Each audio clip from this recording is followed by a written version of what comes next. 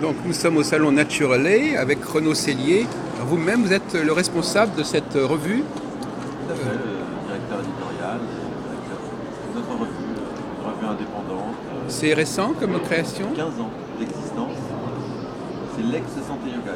Ah, d'accord. 13-14 ans, elle s'est appelée Santé Yoga et on l'a renommée le journal du yoga très récemment. Et vous étiez déjà en place à ce moment-là ou... Non, nous on est. C'est une revue qu'on a rachetée en fait, Ah, d'accord. il y a 8 ans maintenant.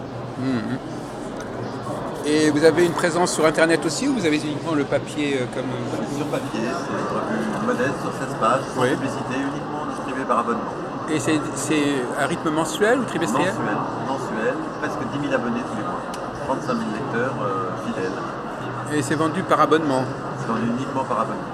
Et donc par le biais de ces stands dans les salons? Non, par les abonnés sont fidèles, cooptent de nouveaux abonnés, les professeurs de yoga invitent leurs pratiques. Alors quel est le profil de ces lecteurs alors en gros?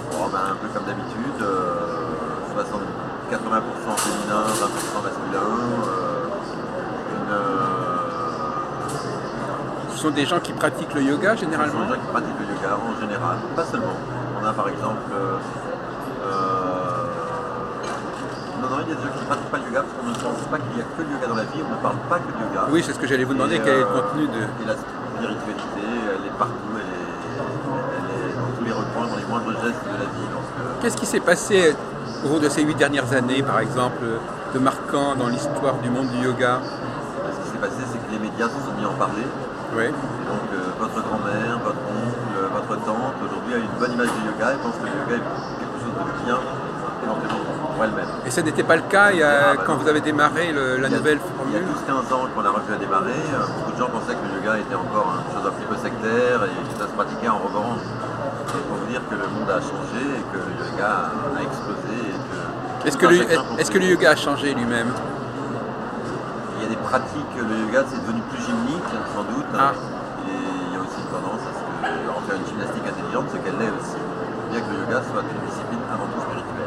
Alors il y a une question quand même qui vient à l'esprit quand on pense à un périodique sur le yoga, c'est qu'est-ce qui va aller... le problème d'un périodique, c'est généralement qu'on parle de choses qui valent la peine d'être signalées. Donc qu'est-ce qui chaque fois va motiver le fait qu'on va développer un thème, un point Je vais vous étonner, en tous les cas, c'est quand on fait un mensuel, donc c'est pas tous les mois, on n'a aucune difficulté à trouver des sujets et des thèmes. C'est vrai? Oui, on pourrait penser qu'on va s'épuiser, Oui, voilà. on a tout dit déjà, Oui. etc. Non, parce que l'art, comme la vie, consiste à raconter indéfiniment les mêmes choses, Voilà. autrement.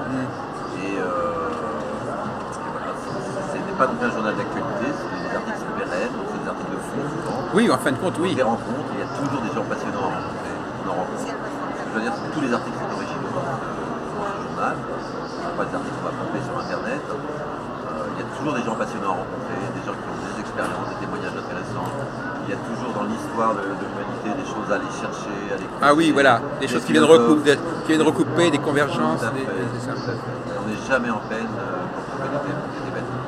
Tout peut être développé dans un axe plus spirituel, dans un axe plus yogique et dans un axe plus contemporain. C'est-à-dire qu'on raconte l'histoire à la manière d'aujourd'hui.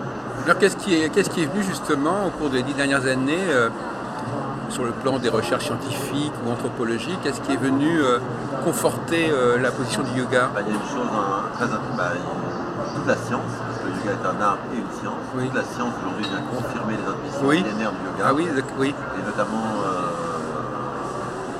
il y avait des recherches depuis très longtemps, mais les récentes recherches en neurosciences, Oui. etc., viennent confirmer notre plasticité, même la plasticité neuronale du cerveau, notre capacité à brancher ou débrancher même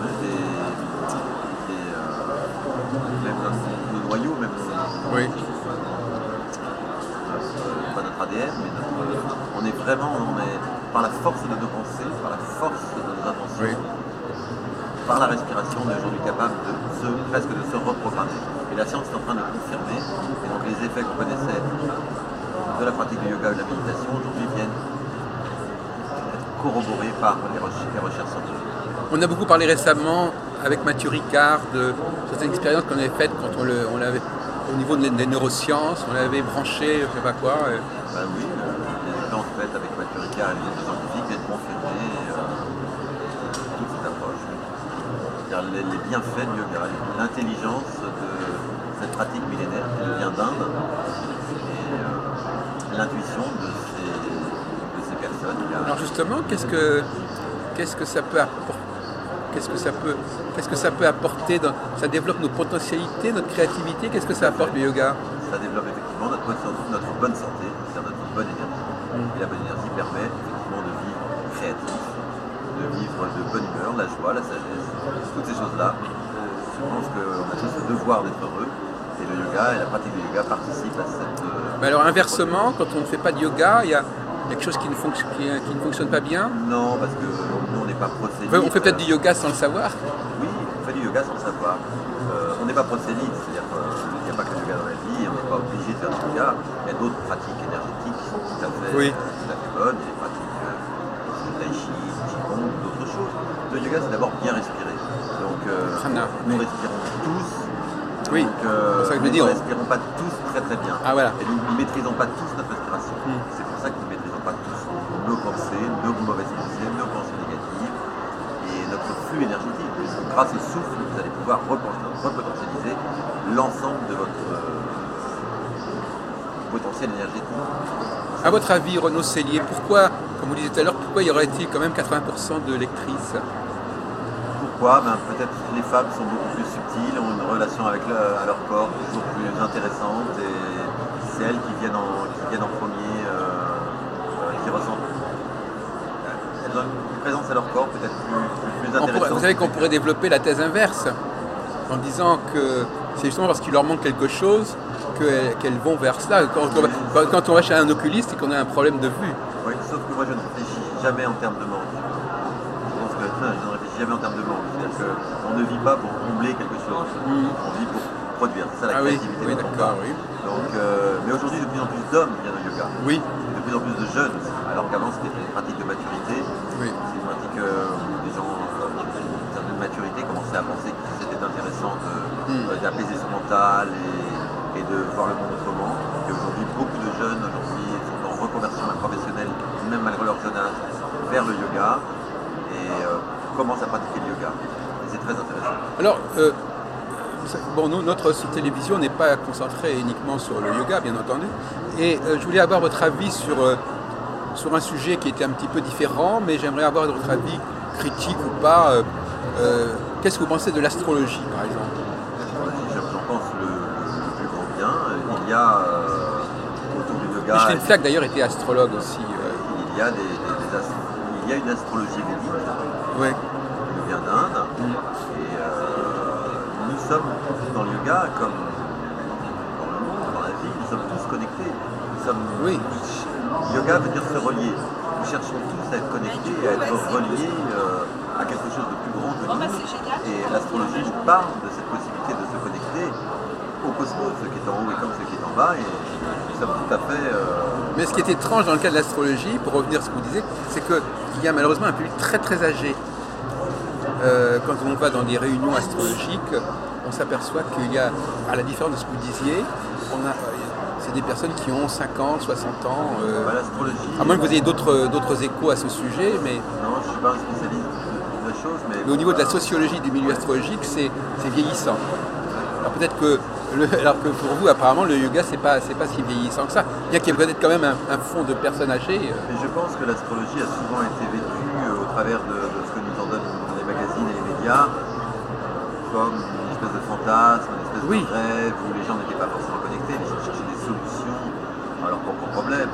L'astrologie, on sait que ça n'est pas ça. L'astrologie, si vous vivez de l'intérieur de l'astrologie, c'est peut-être là que les jeunes vont arriver à l'astrologie. C'est que l'astrologie est liée à notre karma, est liée à notre action dans cette vie-là, et non pas un fantasme d'une possible amélioration de ses problèmes financiers, amoureux ou du travail. Alors il y a un autre aspect justement qui m'intéresse également, parce que moi-même j'ai connu le yoga assez jeune. Est-ce que ça développe ce qu'on appelle les pouvoirs parapsychologiques? Je crois qu'il y a quelque chose de cet ordre. C'est ce qu'on dit même Patanjali, parce qu'on fait référence souvent à Patanjali et au sutra de Patanjali comme un des premiers écrits concernant le yoga. Il le dit lui-même, il dit qu'il y a le pouvoir des siddhis. Effectivement, quand vous avez une maîtrise de votre corps, une maîtrise énergétique, une maîtrise de votre mental, vous vous développez des pouvoirs. Voilà. Et ce qu'on dit en yoga et ce que disait Patanjali, c'est qu'il ne faut pas abuser de ces pouvoirs. Oui. C'est toujours l'abus de pouvoir qui est dangereux. Le pouvoir et le pouvoir personnel, que ce soit le Castaneda ou Siddhi en Inde, est toujours une chose tout à fait merveilleuse qui montre le potentiel de l'homme, qui dit souvent que 5-10% de ses capacités. Donc, vous avez vu des personnes qui ont amélioré sensiblement leur potentialité en s'initiant au yoga au niveau musical, au niveau artistique, au niveau scientifique? Oui. Il y a eu une amélioration des potentialités. Tout à fait. Beaucoup d'artistes, beaucoup de concertistes, beaucoup de gens qui ont à performer dans des conditions particulières et parfois extrêmes, utilisent les pratiques de yoga pour se concentrer et pouvoir justement utiliser plus de 50% de leur cerveau comme ce que nous tous faisons tous les jours. Alors le yoga, il vient plutôt d'Orient, a priori. D'Orient, d'Inde. D'Inde. Donc quelque part, le monde occidental est resté étranger très longtemps à cette pratique, ou est-ce qu'il avait autre chose à la place au niveau de la mystique, je ne sais pas, au niveau des prières Non, le monde occidental a été un petit peu accaparé par notre culture judéo-chrétienne, en termes de spiritualité ou en termes de relation au divin. Et ça, c'était incompatible avec le yoga? Pas du tout, pas du tout. Vous verrez qu'en Inde, le yoga est accepté par l'ensemble des 6 ou 8 religions qui sont pratiquées en Inde. Ah oui, d'accord, oui. Bien les musulmans, les chrétiens, etc. Le yoga n'est pas du tout incompatible avec aucune pratique religieuse. Le yoga a tendance à dire, un petit peu comme dans le bouddhisme, que le divin est en soi. Il faut aller le chercher. Donc c'est pas le yoga ne promeut pas spécialement une vision déiste. Et comment se fait-il que l'Occident ait été aussi...